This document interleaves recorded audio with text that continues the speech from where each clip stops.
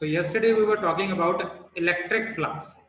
तो कल हमने जो लास्ट टॉपिक डिस्कस किया था that was electric flux and electric flux is denoted by phi. और ये होता क्या है? It is the measure of electric field lines crossing a area. तो एक किसी भी closed area में से कितनी electric field lines निकल रही हैं उसको flux through that area कह दिया जाता था और उसको E डॉट DA हम ले लेते। इलेक्ट्रिक फील्ड भी वेक्टर ली जाती है और यहाँ पर ये DA जो है ये एरिया है। एरिया नॉर्मली हम स्केलर लेते हैं but in this case we take it as a vector quantity, तो एरिया वेक्टर इसको बोल दिया जाता है। Now our next topic based on this is Gauss theorem. Gauss theorem या गॉसेस थ्योरम कह दिया जाता है इसको, Gauss's theorem.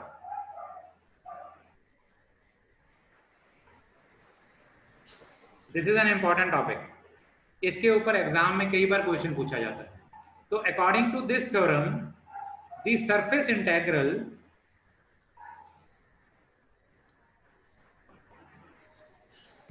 Integral of electric field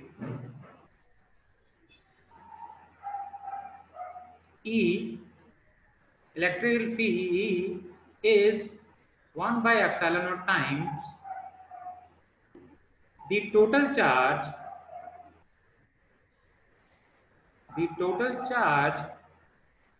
which is Q enclosed by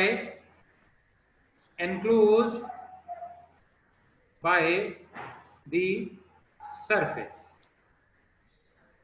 तो किसी भी सरफेस के अराउंड इलेक्ट्रिक फील्ड का इंटीग्रल जो होता है वो 1 by epsilon naught times the total charge enclosed by the surface होता है। तो इसको मैथमेटिकली हम लिख सकते हैं surface integral of electric field. ये है surface integral.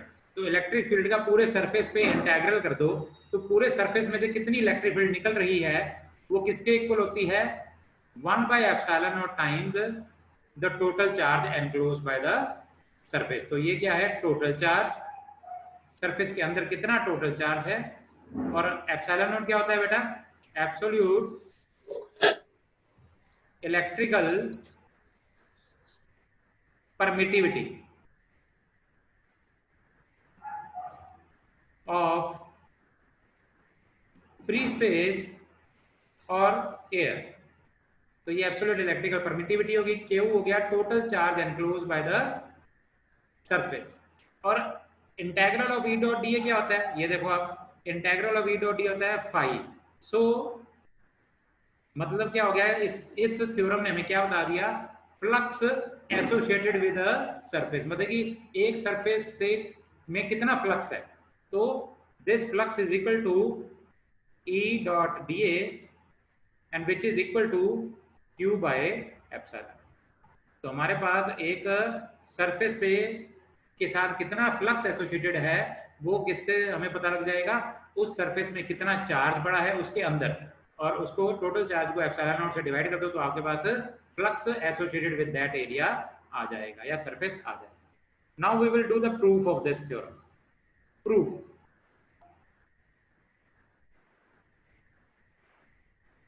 Proof of Gauss's theorem. Now we will prove it. So firstly हम क्या करते हैं? हम एक गॉसियन सरफेस कंसीडर कर लेते हैं, एक स्फीयर। ये जो मैंने बेटा सर्कल आपको अपनी व्हाइट बोर्ड पे नजर आ रहा है, एक्चुअल में दिस इज अ स्फीयर। अगर आप 3D में सोचोगे तो ये स्फीयर है। सपोज करो एक मेरे पास चार्ज है plus Q placed at point O और मैंने एक R दूरी पे एक पॉइंट कंसीडर कर लिया। ये रहा R दूरी है इसकी, ये पॉइंट है मेरा P पॉइंट।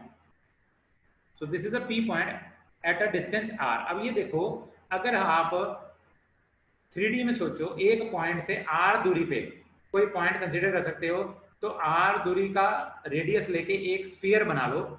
उस स्फीयर के सरफेस पे जो सभी पॉइंट होंगे वो सेंटर ऑफ द स्फीयर से R दूरी पे होंगे। तो इसका मतलब ये पॉइंट P कहीं पर भी एक स्फीयर पे हो सकता है जिस स्फीयर का रेडियस R है। क्लियर हो गया? तो यहाँ पे पी पॉइंट पे हम एक छोटा सा एरिया कंसीडर कर लेते हैं, छोटा सा एरिया। ये मैंने एक छोटा सा एरिया कंसीडर कर लिया। ये छोटा सा एरिया है मेरे पास यहाँ पर, जिसको मैंने डी ए मान लिया। इस एरिया को मैंने कहा कि this is a small area element D A. तो इस एरिया का बेटा स्फीयर के ऊपर जो एरिया है, इसका अगर मैं डायरेक्शन लेना चाहूँ एरिया वेक्टर, तो बताओ इसकी डायरेक्शन क्या होगी? हमने एरिया वेक्टर क्या बोला था? Normal to the area. जैसे ये देखो, ये मैंने हाथ है मेरा, सपोज करो ये जो हैंड है ये एक स्फीयर का पार्ट है, तो अगर ये मैंने एरिया ले लिया तो इसका एरिया वेक्टर कहाँ होगा? नॉर्मल टू इट, बाहर की ओर ऐसे। तो अल्टीमेटली ये अगर सरफेस पे है तो हमारे पास इसका एरिया वेक्टर कहाँ होगा? In this direction, normal to it. तो ये मेरे पास एरिया वेक्टर की डायरेक्शन होगी, एन कैप से जिसको डिनोट किया जाए। इस क्यू चार्ज के कारण यहाँ पे इलेक्ट्रिक फील्ड भी बनेगी। तो मैं इलेक्ट्रिक फील्ड इस क्यू चार्ज के कारण एक रेड लाइन से शो कर देता हूं। ये रही। हाँ जी अर्नब, सक्षम समझ आ रहा है बेटा? यस तो ये इलेक्ट्रिक यस सर बाहर की ओर निकलेगी सरफेस से, फिर ये कितना एंगल बनाएगी? 90। अब ये देखो इधर ई और एन कैप में ये दोनों डायरेक्शन ही बता रही हैं। ई एक इलेक्ट्रिक फील्ड है, उसकी डायरेक्शन है, एन कैप की डायरेक्शन। इन दोनों में एंगल कितना होगा? बताओ जी, इन दोनों में एंगल कोई बता सकता है मुझे? ये रही ई और ये रहा एन, दोनों में एंगल बताओ मुझे सक्षम। Sir theta.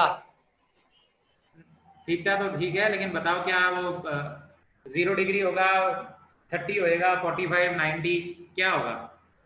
ये पूछ रहा हूँ मैं। दोनों में एंगल कितने डिग्री होगा? ये है और ये एन है, बताओ। सर 90। दोनों में आपस में एंगल देखो, ये सरफेस पे है, जो हमारा एरिया वेक्टर है वो सरफेस से कहां पर है? 90 पे। और जो हमारी ई है वो Yes, सरफेस कहां पे है? 90 पे। दोनों का एंगल कितना होगा बेटा? आपस में 0 डिग्री होगा। 0। ओके, ठीक है सर। तो एंगल होगा 0 डिग्री। ओके, क्लियर हो गया यहाँ पे? तो हम सर पैरेलल होंगे एक दूसरे के? एक दूसरे के पैरेलल होंगे बेटा ये। Okay sir. देखो सरफेस है, स्फीयर का सरफेस है, आप सेंटर से कोई भी लाइन बनाओ वो क्या आएगी? उस पे 90 पे आएगी बेटा। स्फीयर पे सेंटर से कोई भी लाइन जब आती है ना सरफेस पे, वो 90 का एंगल बनाती है बेटा। ठीक है, तो हमारी इलेक्ट्रिक फील्ड बिल्कुल सीधी 90 पे निकलेगी। और अगर मैं सरफेस का एरिया, सरफेस पे एरिया कंसीडर करता हूं, तो इसका एरिया वेक्टर कहाँ होता है? वो भी 90 पे ही होता है। इलेक्ट्रिक फील्ड भी सरफेस से 90 का एंगल बनाती है और एरिया वेक्टर भी 90 का एंगल बनाता है। तो दोनों आपस में क्या होते हैं? पैरेलल, मतलब इन दोनों के बीच का एंगल होता है 0 डिग्री। ओके, क्लियर हो गया बेटा? Yes sir. Now electric field, now electric field intensity at point P। ये जो मेरा पॉइंट P था, ये इसको मैंने P पॉइंट लिया था, ये रहा।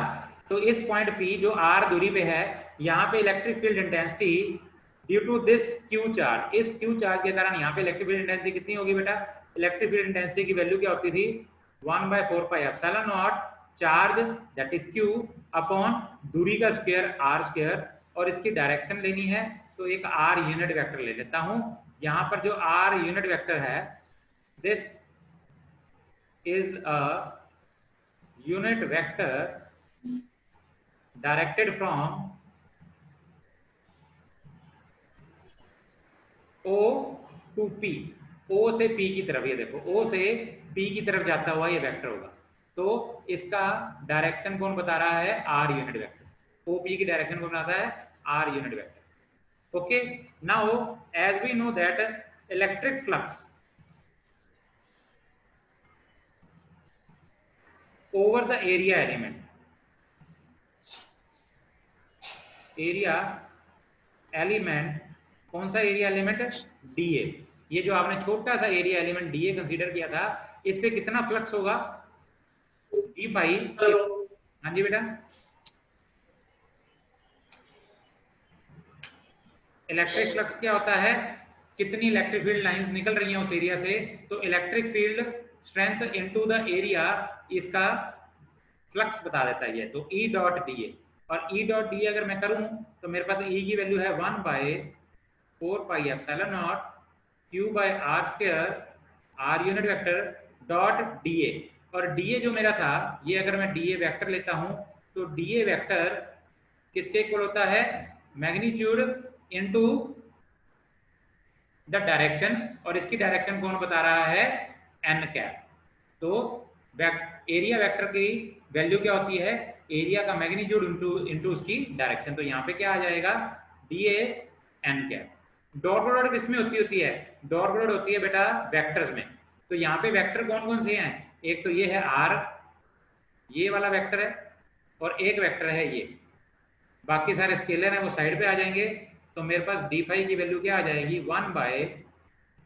1/4πε0 Q D A over R square, और अंदर क्या रह जाएगा, R cap dot N cap. Clear हो गया यहां तक जी? हाँ जी, any doubts till now? No sir. अब ये आर कैप और एन कैप, इनका मैग्नीट्यूड कितना होता है बेटा जी, यूनिट वेक्टर का मैग्नीट्यूड कितना होता है, 1 सर। 1 सर। तो ए डॉट बी क्या होता है, A into B into cos of theta. R और एन कैप में डायरेक्ट, इन दोनों में एंगल कितना है, आर और एन कैप में बताओ। आर क्या बता रहा है, आर यूनिट वेक्टर ई की डायरेक्शन बताता है, एन कैप 0 डिग्री सर। ए की डायरेक्शन बताता है, तो 0 डिग्री है, तो इनका एंगल 0 है। तो कॉस 0 1, 1 इंटू 1 इंटू 1, तो ये 1 ही हो गया। 1 इस छोटे से एरिया एलिमेंट में कितनी फ्लक्स एसोसिएटेड है वो आपके पास आ गई, ये दिस इक्वेशन। तो d phi is equal to this, मतलब इस चार्ज Q के कारण, इस चार्ज Q के कारण इतने छोटे से एरिया एलिमेंट में कितनी फ्लक्स, और ये एरिया एलिमेंट कितनी दूरी पे था, R। और मैंने क्या बोला कि इस स्फीयर का सारा सरफेस जो है वो इस चार्ज से R दूरी पे है। तो अगर मैं ये कहूँ इस चार्ज से R दूरी पे कितना फ्लक्स बनता है, तो मुझे क्या करना पड़ेगा, ये छोटे छोटे एरिया एलिमेंट्स को सभी को इंटीग्रेट करना पड़ेगा। तो इसको अगर मैं इक्वेशन नंबर 1 कहूँ तो integrating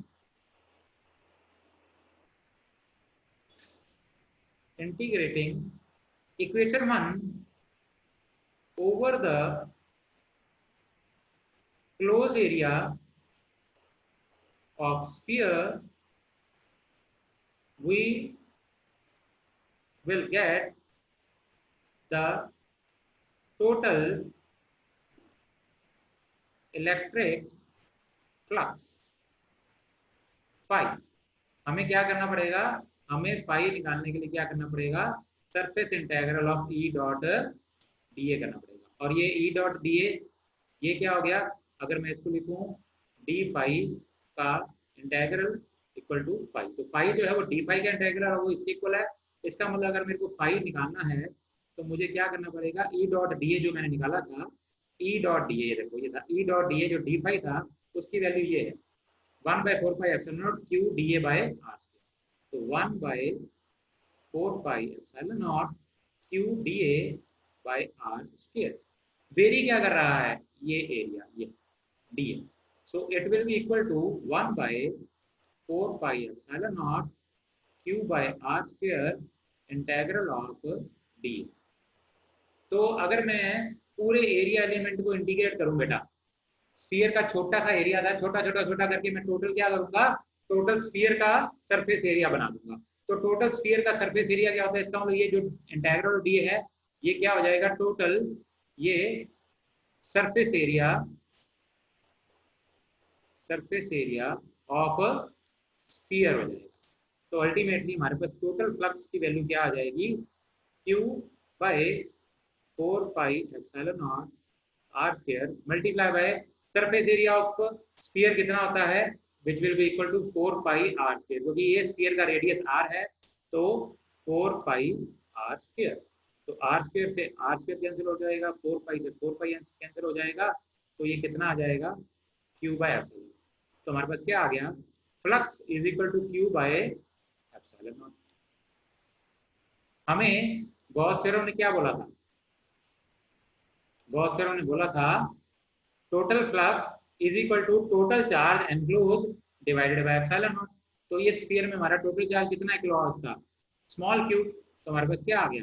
flux is equal to total charge divided by epsilon naught, hence prove. तो हमने गॉस थ्योरम को प्रूव कर दिया। ठीक है ना? क्लियर है यहाँ तक बेटा? Any doubts? No sir. Okay. So now next is we will deduce deduction of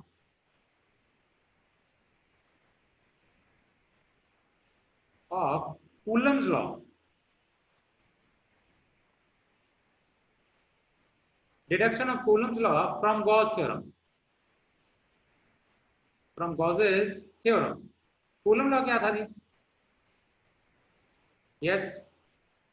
Coulomb law क्या था बेटा?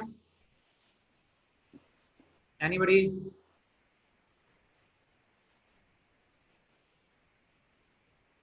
ये हमने एक स्फीयर मान लिया। फिर से स्फीयर के सेंटर पे हमारे पास कूलम लॉ क्या बताता था? दो चार्जेस के बीच में फोर्स इंटरेक्शन के बारे में बताता था। सपोज करो एक चार्ज है प्लस क्यू चार्ज, एक पॉइंट ओ पे पड़ा और हमने एक पॉइंट पी कंसीडर किया at a distance are from this. R दूरी पे हमने फिर से एक पॉइंट पी, जैसे गॉस थ्योरम में देख रहे थे वैसे ही कर लिया। ठीक है जी। यहाँ पे फिर से हमने क्या किया? एक छोटा सा एरिया एलिमेंट कंसीडर कर लिया। पी पॉइंट पे एक छोटा सा एरिया ले लिया। ये छोटा सा एरिया, इसकी वैल्यू है डी ए और इसकी डायरेक्शन क्या हो जाएगी? फिर से नॉर्मल टू दिस क्या हो जाएगी? N cap. ठीक हो गया? इलेक्ट्रिक फील्ड अगर मैं यहाँ से निकालूं तो इलेक्ट्रिक फील्ड कैसे हो जाएगी? बिल्कुल सर डायग्राम आ ही नहीं रही सर। डायग्राम नहीं आ रही? बिल्कुल सफेद आ रहा है। नो सर, वाइट आ रहा है बिल्कुल सर। अच्छा wait wait minute wait minute, आप बताओ। सर आधा आ रहा है सर, आधा स्फीयर आया है sir, semi circle. Semi circle वो आ भी सर रहा है? ऊपर आ रहा है सर। वो भी सर एक कोने में आ रहा है सर फोन के। अच्छा वेट मिनट। अभी सर आता ही है। कोई बात नहीं, मैं एक मिनट को वेट मिनट।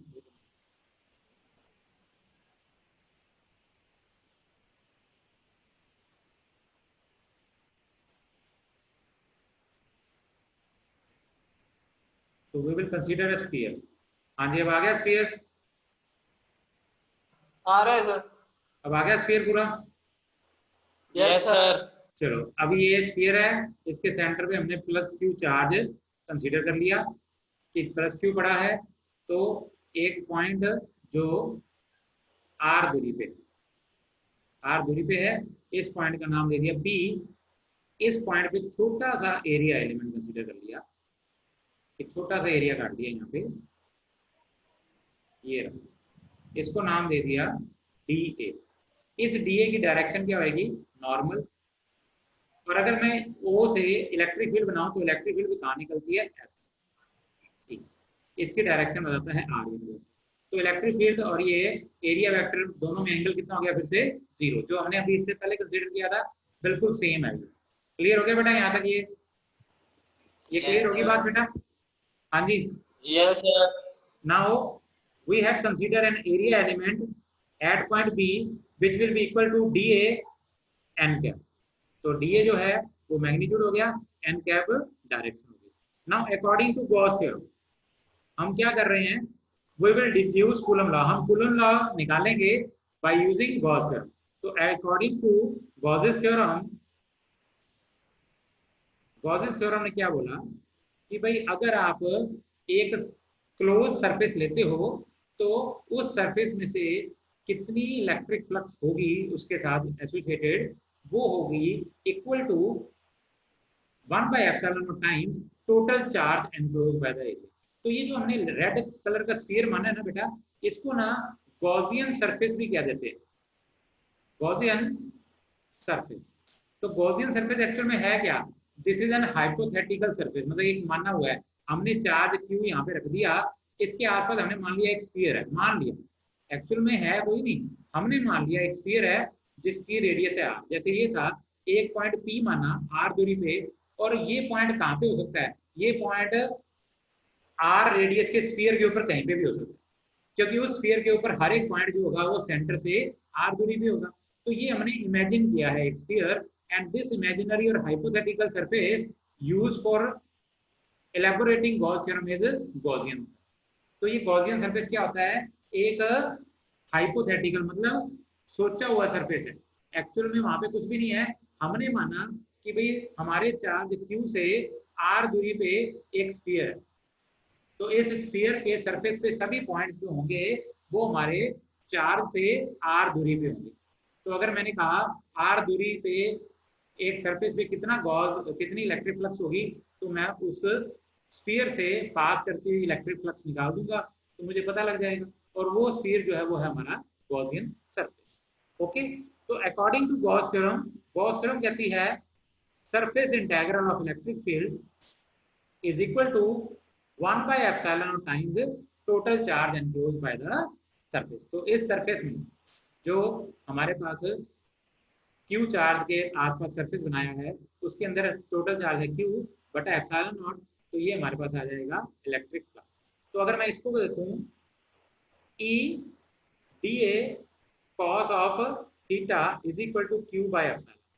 बेटा ये थीटा कितना होगा, इलेक्ट्रिक फील्ड और एरिया वेक्टर में एंगल कितना है, हाँ जी, angle between E and dA, बताओ बेटा एंगल कितना है बेटा उनमें, हाँ जी सक्षम, सर 0 सर। 0 डिग्री। तो अगर cos 0 हो जाएगा तो ये क्या हो जाएगा 1। तो इलेक्ट्रिक फील्ड बाहर आ गई, integral of dA will be equal to Q by epsilon naught, क्योंकि ये क्या हो जाएगा, ये हो जाएगा 1। तो और E surface integral of dA, surface integral of dA मतलब इस स्फीयर के सरफेस एरिया, इस स्फीयर का सरफेस एरिया क्या होगा 4 pi r square is equal to Q by epsilon. तो यहाँ से इलेक्ट्रिक फील्ड की वैल्यू क्या आ गई 1 by 4 pi epsilon naught Q by r square. तो हमने गॉस थ्योरम यूज करके इलेक्ट्रिक फील्ड की वैल्यू निकाल ली, कहाँ पर, एक पॉइंट जो r दूरी पे है हमारे चार्ज Q से। क्लियर हो गया। तो this electric field intensity this electric field intensity is at any point P at a distance r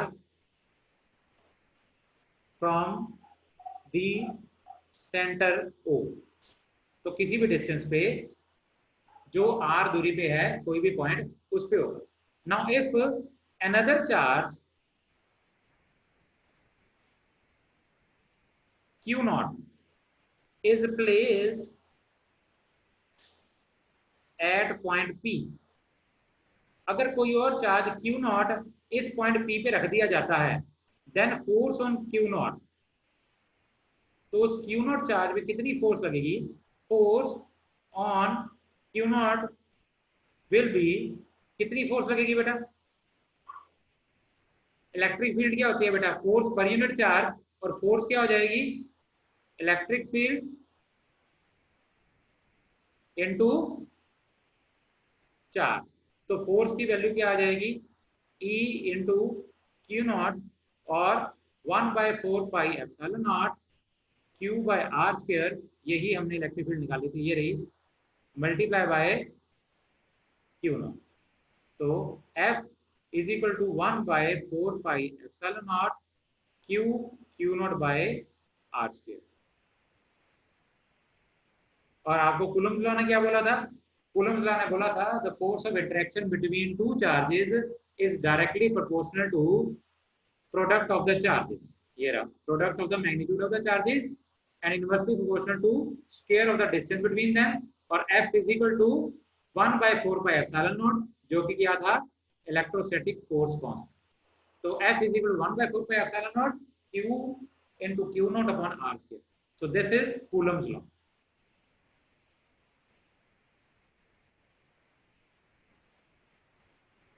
हाँ जी, ये हमारा कूलम्स लॉ है। क्लियर हुआ ये बेटा? अर्नब? यस सर, हो गया sir clear.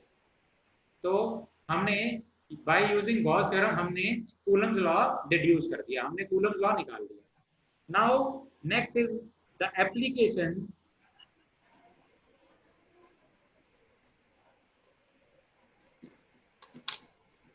applications of Gauss theorem. Application of Gauss's theorem. तो हमारे पास एग्जाम में कई बार गॉस थ्योरम की स्टेटमेंट और उसके साथ उसकी एक एप्लीकेशन पे क्वेश्चन आया। तो वो कहता है state Gauss theorem and find out electric field intensity due to an infinite long straight charged wire.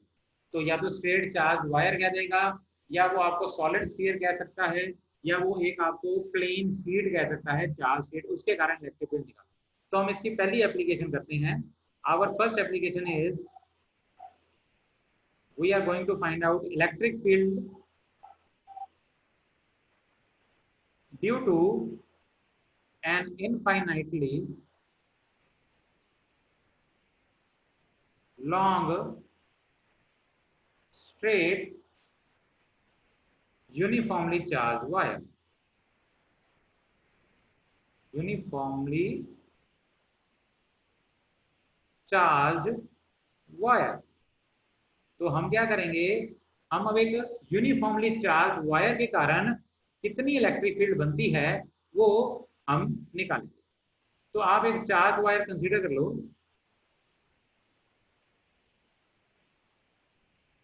Suppose करो एक चार्ज वायर है आपकी, ये दिख रही है बेटा? सपोज करो एक चार्ज वायर आपको इनफाइनाइटली लॉन्ग है, तो इसके पास चार्ज है, suppose this is positively charge.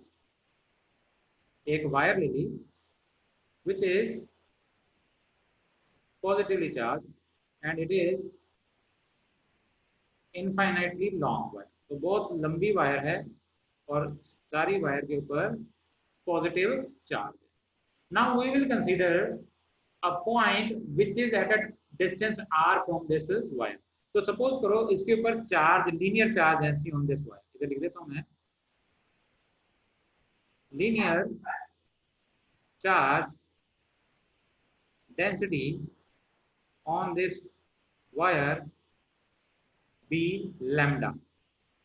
आपने मान लिया इसके ऊपर लीनियर चार्ज डेंसिटी है लैम्डा। आपने एक पॉइंट कंसीडर किया at a distance r from this wire. एक पॉइंट हम कंसीडर करते हैं r दूरी पे। ये रहा हमारा पॉइंट जो r दूरी पे मान लिया। ठीक है जी, इसकी दूरी कितनी है? ये इस पॉइंट की दूरी है r। अब आप एक वायर कंसीडर करो, ये देखो, ये आपको पेन नजर आ रहा है स्क्रीन पे मेरी? हाँ जी, पेन नजर आ रहा है बेटा?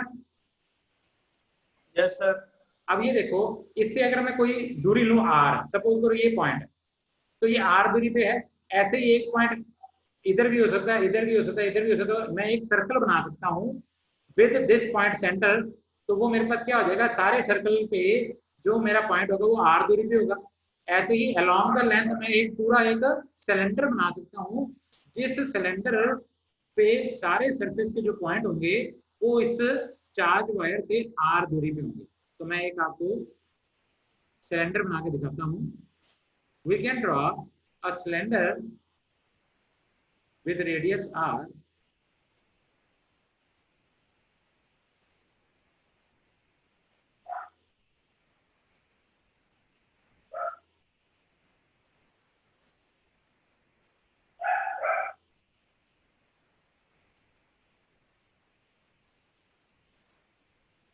दोबारा से बनाता हूँ थोड़ी सी। डिस्टेंस गलत हुआ, तो we will draw a line over here extended towards this, ये रही, ठीक है। इस लाइन को ऐसे लेते हैं, थोड़ी कुछ लेंथ एल की। ऐसे ही अगर मैं नीचे इसके आर डिस्टेंस मापूं, सेम डिस्टेंस इसके बिल्कुल नीचे भी इतनी दूरी पे आर एक और ऐसा पॉइंट हो सकता है जो आर दूरी पे हो, है ना। तो ये वाला पॉइंट भी क्या होगा, ये भी तो आर दूरी पे हो सकता है। तो इधर भी मैं एक लाइन बना सकता हूँ, I can draw a line like this parallel to the straight current carrying wire. तो ठीक हो गया। तो मैंने ये कैसे लाइन बना दी। नाउ आई कैन ड्रॉ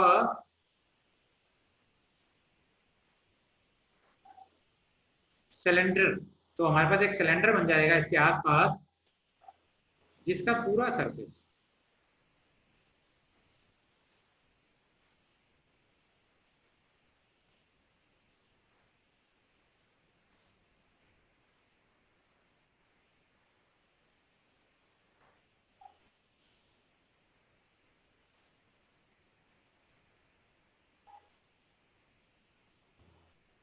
हाँ जी बन गया, ठीक है जी।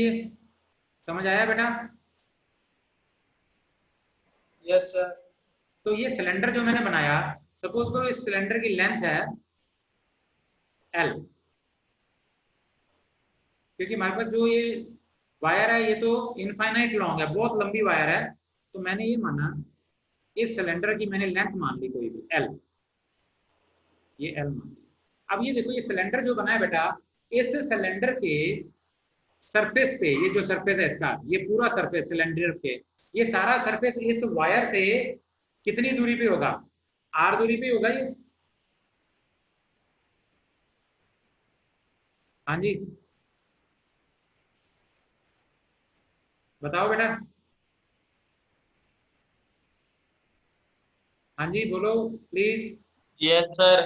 ये जो वायर है मेरी, इस वायर को मैंने एक्सिस मान के एक सिलेंडर ड्रॉ कर दिया, और ये सिलेंडर का जो सारा सरफेस होगा वो इससे हमेशा आर दूरी पे होगा। सारे point on the surface of cylinder will be at a distance are from this wire.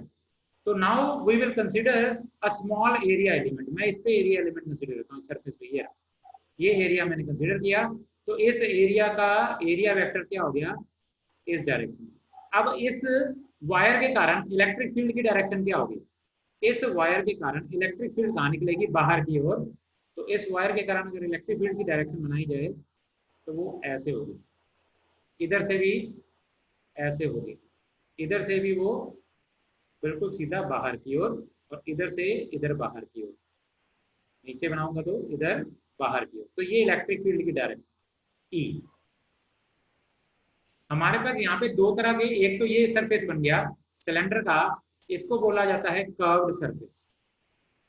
तो सिलेंडर का कर्व सरफेस है, जैसे ये हमारे पास पेन है, पेन का ये कर्व सरफेस है।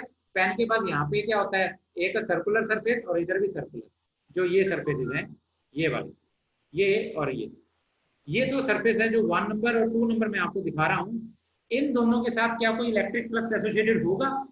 देखो इसका एरिया वेक्टर क्या डायरेक्शन होगी, इसके एरिया वेक्टर की डायरेक्शन ये होगी, और वहीं पे इलेक्ट्रिक फील्ड कहाँ होगी, यहाँ। तो दोनों में एंगल कितना हो जाएगा, 90। और अगर मैं ई डॉट ये निकालूंगा तो वो क्या हो जाएगा, E d A cos 90 which will be equal to 0। तो 1 नंबर और 2 नंबर सरफेस के साथ कोई भी फ्लक्स एसोसिएटेड नहीं होगा। किसके साथ फ्लक्स एसोसिएटेड होगा, ओनली विद कर्व्ड सरफेस, सिर्फ कर्व्ड सरफेस के साथ फ्लक्स एसोसिएटेड होगा। क्लियर है जी? Now applying Gauss theorem. अगर मैं गॉस थ्योरम अप्लाई करता हूं तो क्या कहती है वो, surface integral of electric field which will be equal to E d A cos of theta. अगर मैं ये एरिया एलिमेंट, छोटा सा एरिया एलिमेंट ये डी ए कंसीडर किया, इस डी ए का डायरेक्शन क्या है, ऊपर की ओर, और ई की डायरेक्शन ऊपर की ओर। दोनों में एंगल कितना हो जाएगा बेटा, दोनों का एंगल हो जाएगा 0 डिग्री। 0 डिग्री। तो ये हो गया 0, तो ये cos 0 क्या हो गया 1। तो मेरे पास क्या आ गया, ई डी ए, और ई बाहर लेके अगर मैं इंटीग्रल ऑफ डी ए कर दूं तो यहाँ पर डी ए क्या है, ये छोटा सा कर्व्ड सरफेस का टोटल सरफेस एरिया आ जाएगा, मतलब सरफेस एरिया ऑफ सिलेंडर। और सरफेस एरिया ऑफ सिलेंडर होता है बेटा 2 pi are L, radius of the cylinder into length of the cylinder. तो लेंथ हमने एल मानी, रेडियस आर माना, तो इस सिलेंडर का हमारे पास सरफेस एरिया आ गया E into 2 pi R L, और इसको हम इक्वेशन नंबर 1 कर देते हैं, इसको कहते हैं equation number 1।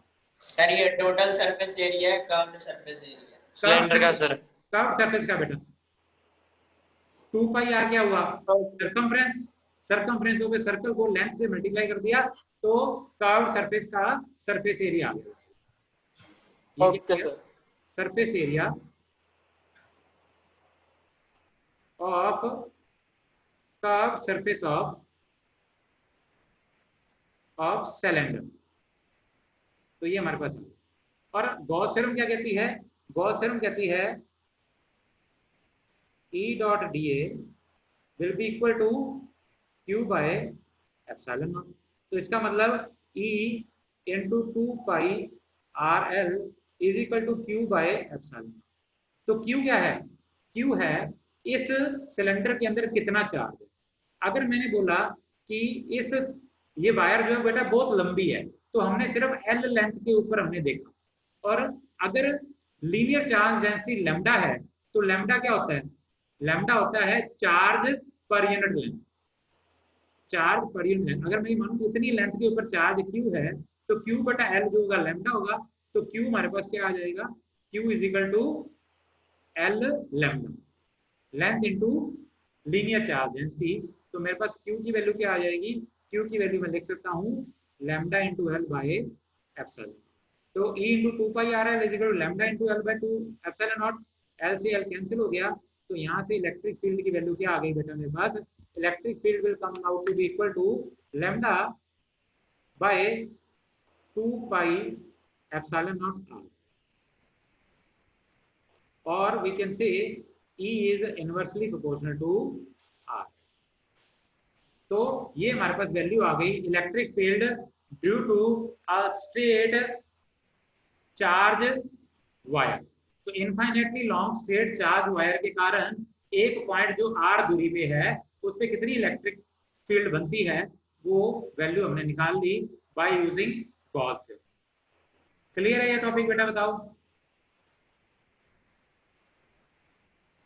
Arnab, Saksham, yes sir, any doubts? Yes sir, no sir. आज के लिए बहुत है बेटा, 1 मिनट ही रह गया, तो मैं आपको थोड़ा सा रिवाइज बता देता हूँ क्या क्या किया हमने।